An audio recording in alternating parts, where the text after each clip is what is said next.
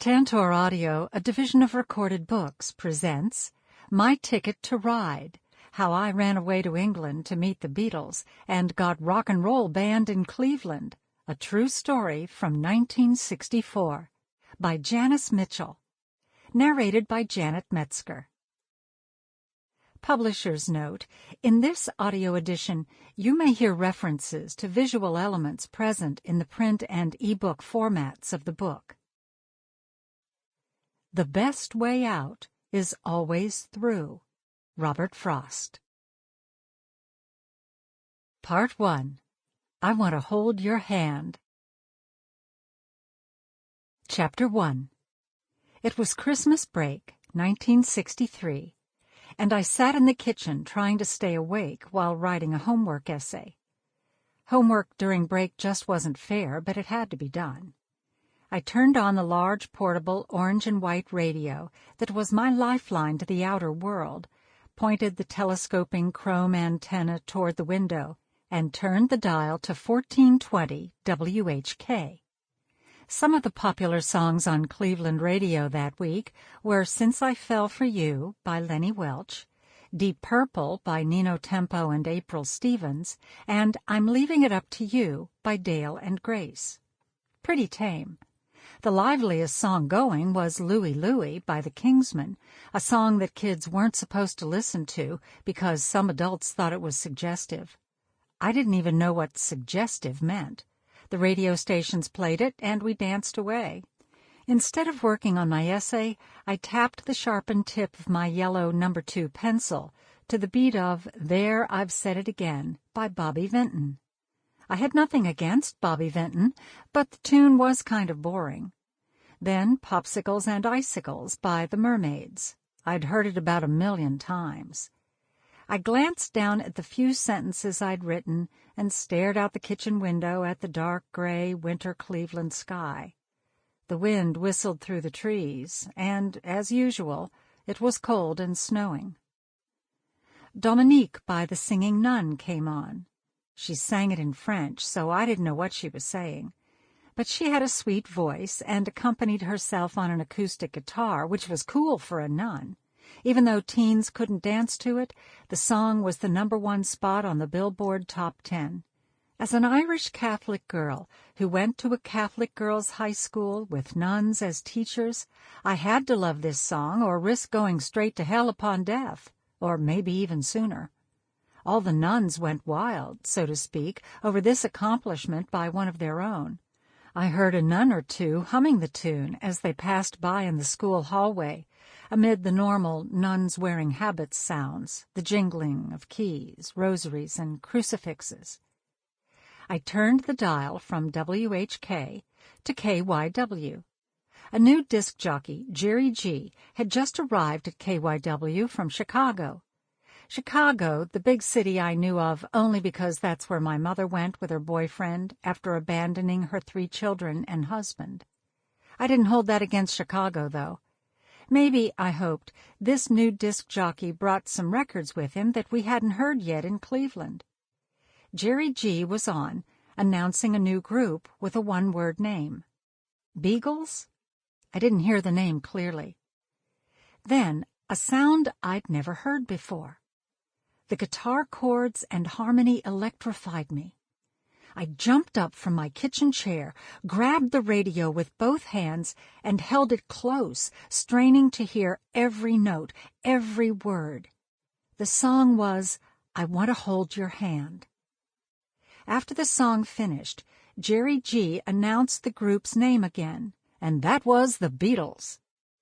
He described them as a new singing sensation from England.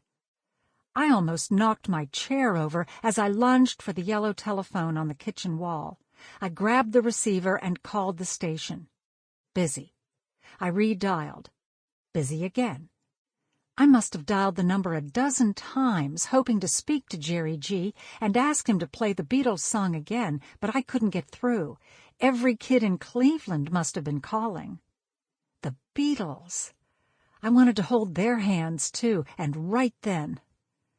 The words presented such a simple yet powerful request. I needed someone to hold my hand. I'd never experienced that feeling before. I couldn't think of anyone who had held my hand with love, ever. Holding someone's hand meant they thought you were worthwhile, that they cared about you. It meant that they were telling you everything was going to be okay, that you were not alone in the world. My heart wanted that. I had to see what the Beatles looked like. I wanted to learn everything about them as soon as possible. Now, aside from seeing Jesus in heaven, I had something to live for. Chapter 2.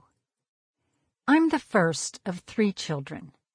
My parents discovered early on that raising children didn't fit their lifestyle of booze, cigarettes, and partying until all hours. My father was handsome and charming, and regularly changed jobs. He smoked Pall Mall cigarettes and drank bottles of Ballantine beer. The day I was born, he was fired from his job as a salesman at Sears Roebuck after being caught stealing. Right afterward, he was seen going to the movies with some woman. My mother was tall and slender, with dark hair and a ready smile for strangers. But at home, her red fingernails dug into my arm as she dragged me across the living room while smacking me because my presence bothered her. She drank fancy drinks garnished with tiny white onions or green olives with pimentos. Our living room couch, where my mother frequently passed out, was peppered with cigarette burn holes. One night, as my parents were on their way out for a night of partying, my mother took a moment and looked down at me with a sneer to impart some motherly advice. Through the cigarette smoke haze, she said, "Janice, be sure that your cologne is always cool when you spray it on, otherwise it's useless." She finished her martini, checked her hair, fixed her red lipstick, and, with high heels clicking on the bare floor and my father in tow, walked out into the dark night, laughing. The door slammed behind them. I was left alone with my little sister and baby brother. I was 5. Until I was 6 years old, my parents and my siblings and I lived in a 4-family apartment building on East 90th Street in Cleveland, across the street from St. Thomas Aquinas Catholic Church and Elementary School. One of the places I used to run to for shelter was the basement of our apartment building. I tiptoed along the dimly lit hallways and storage areas, ducking cobwebs and looking for whatever might be interesting. On one of my basement treasure hunts, I discovered a storage room with a large piano and bench. I discovered that each of the piano keys made a distinct sound, and soon I could pick out the notes for Shirley Temple's On the Good Ship Lollipop. For a few moments I could forget about my deplorable home life. The fear and stress faded away with each note, and I was carefree for a little while. This was the beginning of my lifelong love of music. Chapter 3. By the time I was 7 years old, my parents had been frequently dropping off my sister and brother and me to stay with people we had never seen before, for reasons we were never told. Some of these strangers were harmless, and others not so nice. I developed survival rules: keep my mouth shut, ask no questions, and don't bring attention to myself. Upon failure in adhering to these rules, run, hide, and wait it out. My strategy worked, and I survived. But after a few days, or a couple of weeks, we always returned to live with our parents in the apartment across the street from St. Thomas Aquinas School and Church. At night, when children were supposed to be tucked into bed dreaming childhood dreams after listening to a lovely story, I lay awake listening to my parents screaming at each other. I lay in my bed with covers pulled over my head, trying to drown out the sounds of dishes and glasses crashing, the thump of something heavy hitting the wall, my mother sobbing, and then silence as the two of them passed out in the living room. I prayed to Jesus and decided to become a nun. Sometimes I stayed with my great-aunt, Margaret Klein, her second husband, Ernest Mac Klein, and her adult daughter from a previous marriage, Margie.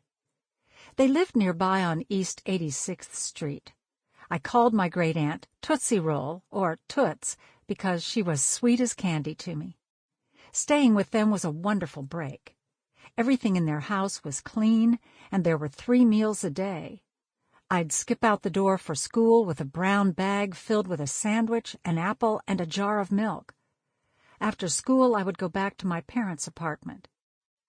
One morning, as I was leaving for my second-grade class at St. Thomas Aquinas, Toots announced, "When school is over, you're to come back here." She said I'd be staying with her and Mac from then on. After school that afternoon, Mac took me back to my parents' apartment to pick up my things. Where were my sister and brother? Weren't we going to bring them with us? But they weren't there. My parents weren't there either. Everyone was gone. "Where are they?" I asked Mac. "Are they waiting at your house?" He said not to worry, they would be fine, and I would see them again, but not now. In fact, I wouldn't see them again for a very long time. We would be raised separately, no longer a part of each other's lives. My parents wouldn't be in my life either. My father signed the 3 of us over to the state of Ohio. I eventually had 2 conversations with him not long before he died, in his 60s. My mother, 20 years after abandoning her children and husband, and in her 3rd or 4th marriage in Chicago, died at age 48 in a fire she started after passing out drunk with a lit cigarette. When I moved in with Toots and Mac and Margie full-time, I got to know them better and found that Toots wasn't always so sweet. Toots was old-world Irish Catholic. She didn't believe in wasting time on answering foolish questions asked by children. Children were meant to be seen and not heard. Mac was the calm and steady captain of our small ship. Quietly in charge, he expertly navigated the boat through household squalls and avoided the reefs in the small sea of Toots and Margie, 2 single-minded Irish women. Margie was a fashionable career girl who worked in downtown Cleveland. She was 2 years older than my mother, and had never been married as far as I knew. An aspiring socialite, she spent her evenings and weekends with friends downtown, drinking cocktails at restaurants and attending plays at the Hannah Theater. She looked the part, too. She was tall and slender, her long legs sported a tan year-round, and her feet were in high heels, no matter what. She breezed down the roads, driving a yellow convertible with the top down, wearing sunglasses and brandishing a cigarette. She went to the hairdresser every week to have her long champagne blonde hair touched up, washed, dried, and rolled into a perfect French twist. When she was at home, she painted her nails with red polish, smoked cigarettes, and sipped cups of tea, leaving her trademark red lipstick along the rim of the cups. When I was 8 years old, Toots, Mac, Margie, and I made a big move from the city of Cleveland to the suburbs, Cleveland Heights, where life was beautiful. My new elementary school and church were both named St. Anne. The church was a beautiful cathedral. The school had a large gym, and below it in the basement was a full-size indoor roller skating rink with a snack bar that served French fries and Coca-Cola. Father Goebel was the cool priest. He'd show up at the snack bar smiling and joking around, and be quickly surrounded by grade school roller skaters. "Father Goebel! Father Goebel!" we'd all yell, and we'd skate over to him, hoping to be the first one to get near him.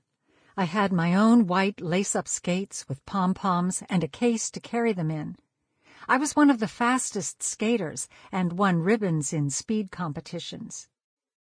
In our new neighborhood, mysterious-looking mansions along Coventry Road were set back in large yards bordered by towering trees with U-shaped driveways. Even our grade school teachers, Ursuline nuns, lived in one of those mansions.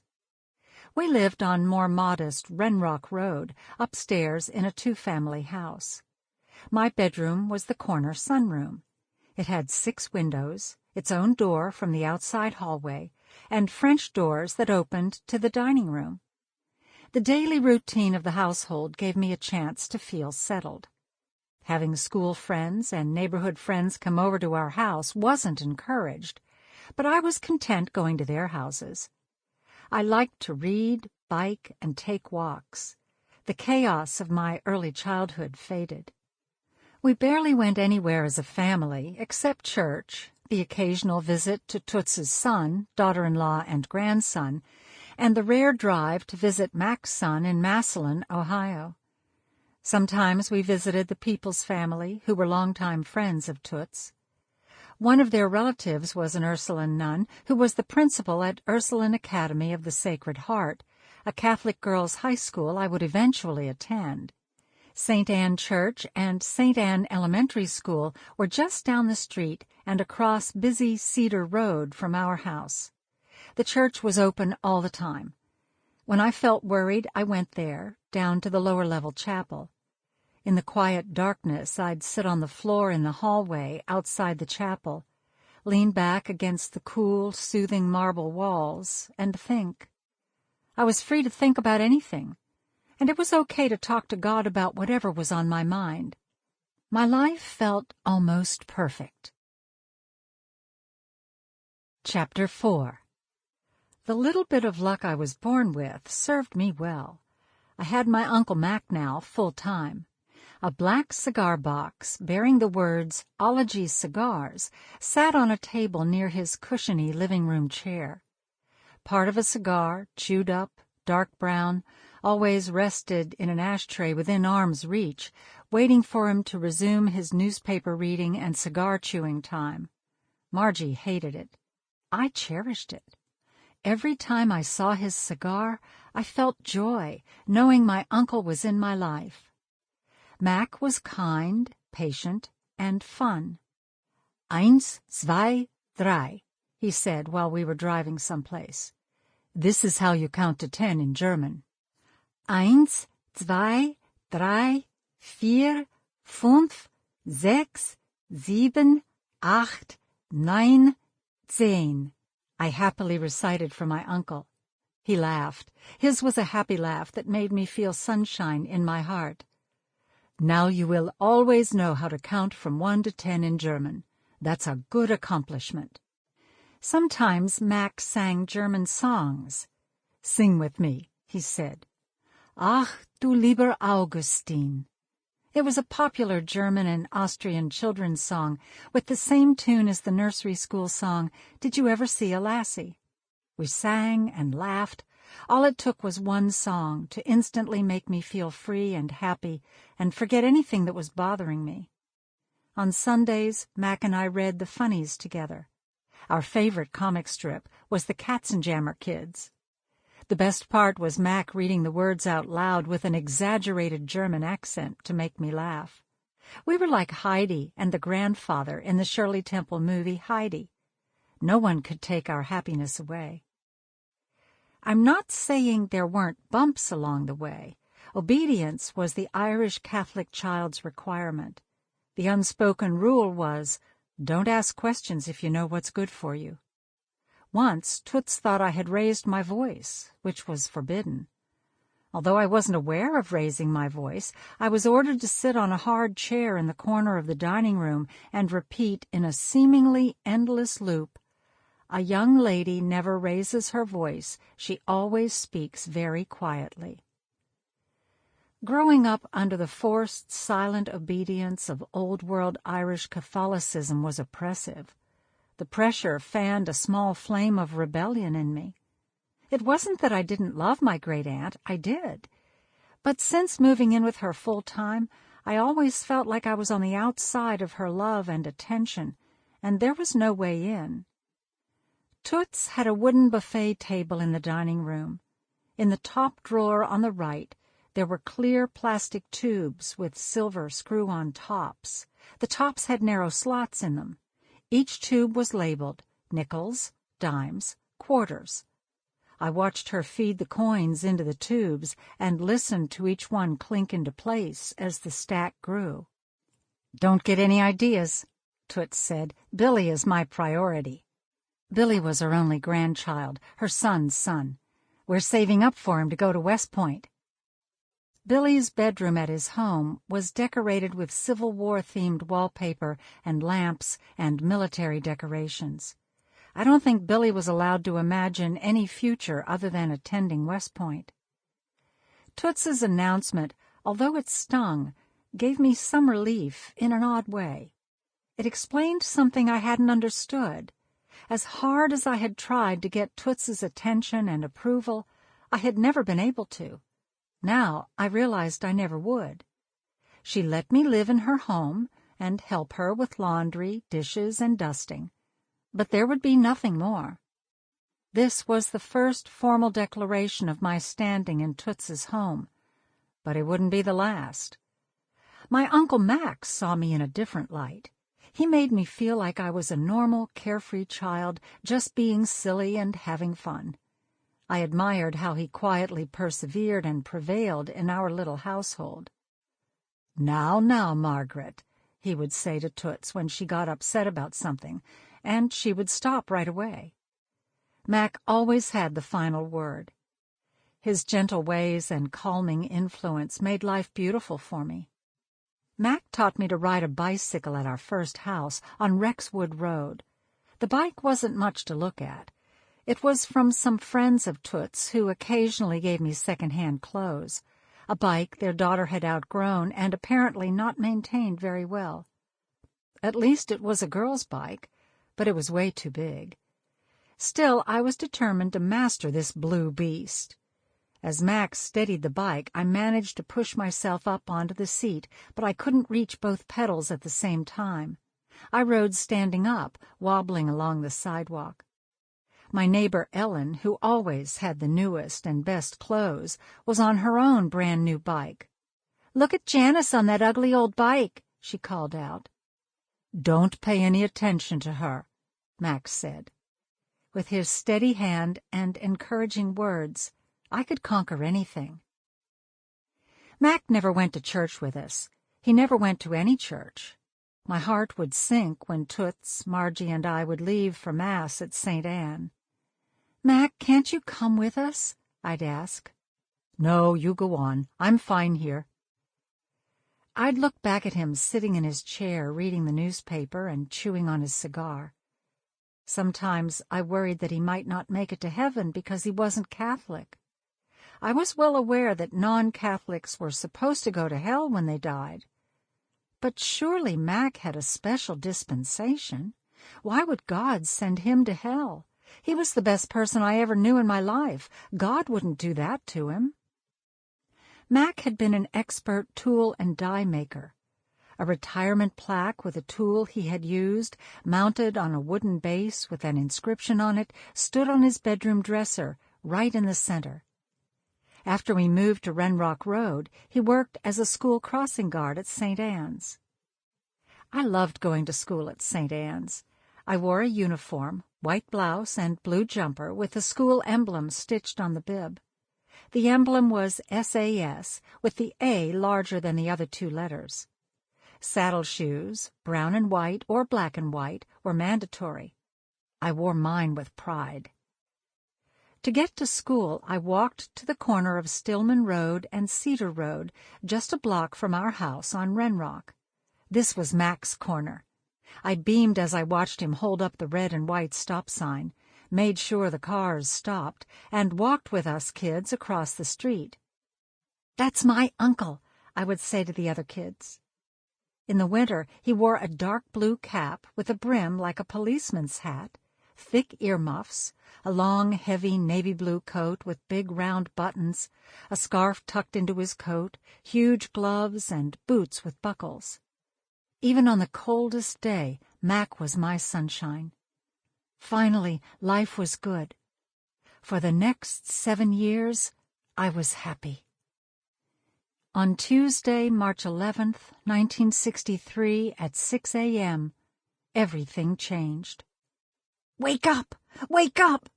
I heard Toots cry out. It sounded like she was in the bathroom. I jumped from my bed and bounded through the dining room toward her voice.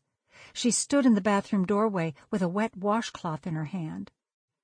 Mac was crumpled on the floor. Toots was smacking him with a wet washcloth. "Wake up! Wake up!" she cried. He wasn't moving. "Don't come in here," she ordered. Mac had been getting ready for work as usual when he collapsed. I couldn't understand why he didn't get up. "Heart attack," the ambulance men said.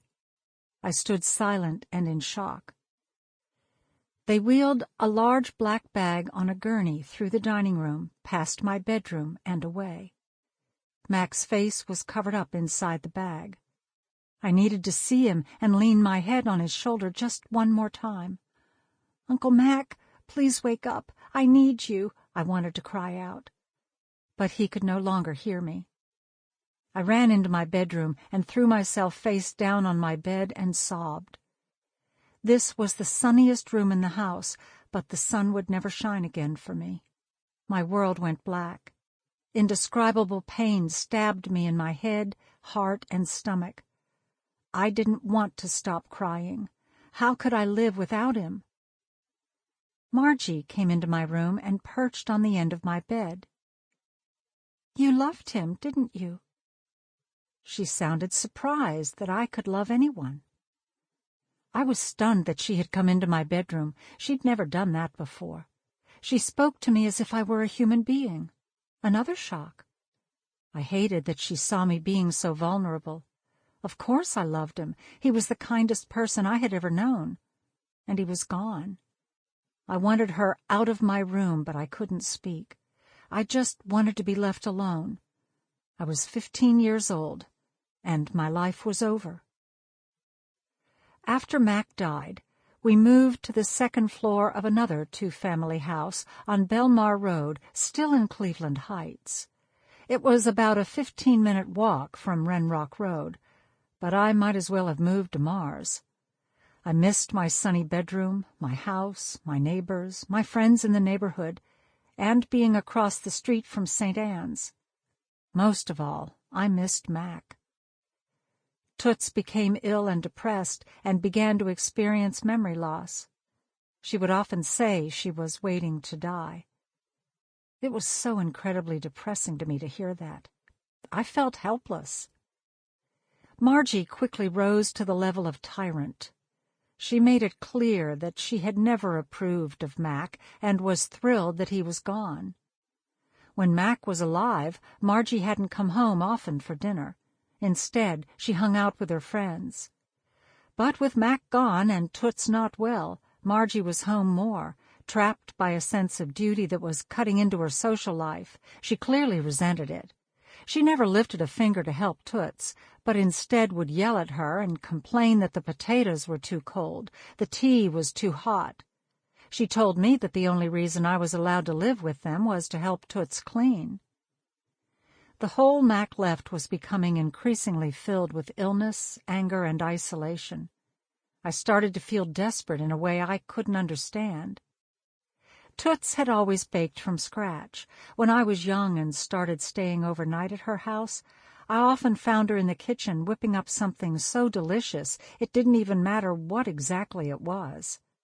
Growing up, I'd sit next to her while she cradled a big bowl in her left arm, pressing it against her plump, soft body as she whipped butter, sugar, and cocoa together to create the best chocolate frosting on earth. Her chocolate cake was heaven. I'd watch, mesmerized, while she scooped frosting from the bowl with a metal spatula and seamlessly swirled and smoothed it on the cake. She'd let me scrape the frosting from the bowl. "I'm not baking any more cakes," she announced one afternoon after Mac died. "Toots, no," I said. "No one appreciates what I do around here," she said. "I appreciate what you do," I insisted. I begged her to make just one more chocolate cake, but she denied my request. This was too cruel. Now I had only the beautiful memories of the most delicious cake ever with slightly melted vanilla ice cream beside it. One more thing gone. "What about lemon meringue pies?" "No," she said. It was final. We'll have frozen Sara Lee cakes from now on." That was the start of Toots's decline. When she was too tired to cook, I took the rare opportunity to learn some cooking skills. Sample complete.